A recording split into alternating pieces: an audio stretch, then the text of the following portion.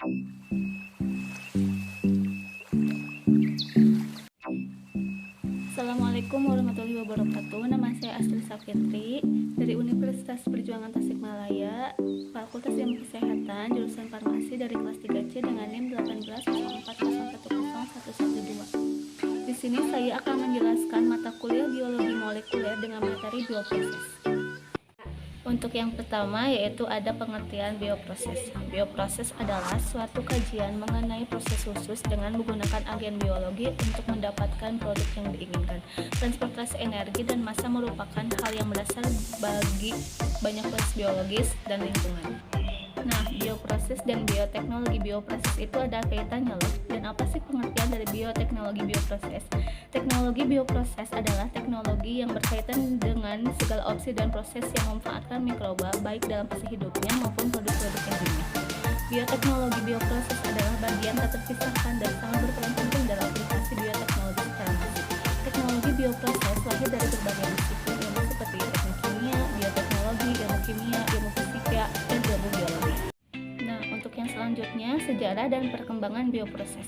Pada tahun 6000 sebelum Masehi dibuatnya minuman alkohol, keju, dan roti. Pada tahun 1632 sampai 1732, Antoine van Leeuwenhoek membuat mikroskop dan menemukan jas tektonik.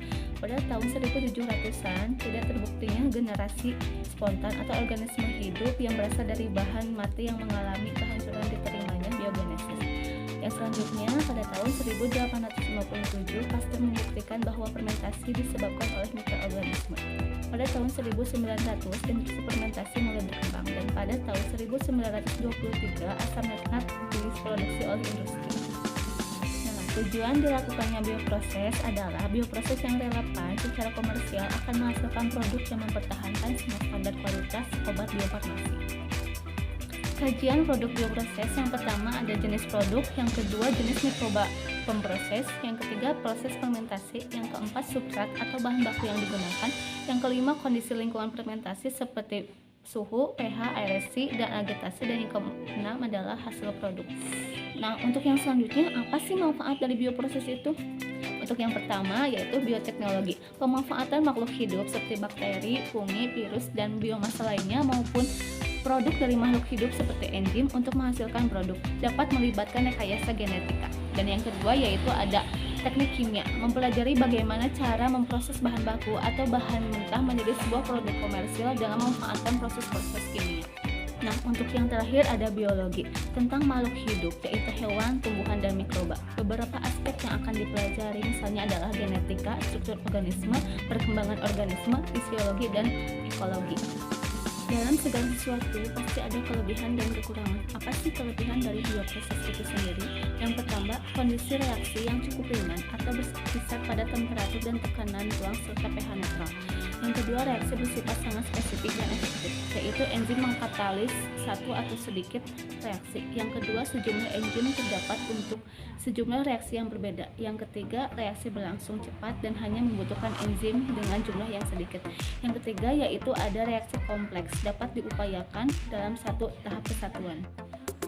Untuk kekurangan bioproses itu sendiri, yang pertama ada terbatas pada lingkungan cairan yang encer, yaitu konsentrasi reaktan rendah seperti reaksi lambat. Yang kedua, konsentrasi produk rendah, yaitu produktivitas polimetrik kecil dan biaya kesatuan produk menjadi tinggi, memerlukan sejumlah besar air proses berkualitas tinggi. Dan yang terakhir ada contoh aplikasi atau aktivitas dan produk bioproses. Yang pertama pada bidang farmasi yaitu pembuatan obat herbal dan obat kimia. Yang kedua pada bidang kesehatan yaitu pembuatan vaksin, vitamin, antibodi, dan antibiotik. Yang ketiga pada bidang pangan dibuatnya nata de coco, tempe, yogurt, kecap. Dan yang keempat pada bidang energi dan kimia yaitu pembuatan bahan bakar seperti biosolar dan biopremium. Yang kelima pada bidang lingkungan yaitu pembuatan penjernihan air atau pemanfaatan limbah. Dan yang keenam yaitu pada bidang pertanian yaitu pembuatan pakan ternak, pestisida, pupuk, dan kompos. Dan yang terakhir pada bidang agroindustri yaitu pembuatan zat pewarna dan pewangi. Sekian pemaparan materi bioproses yang dapat saya sampaikan. Mohon maaf bila ada kekurangan dan kesalahan karena saya masih belajar. Wassalamualaikum warahmatullahi wabarakatuh.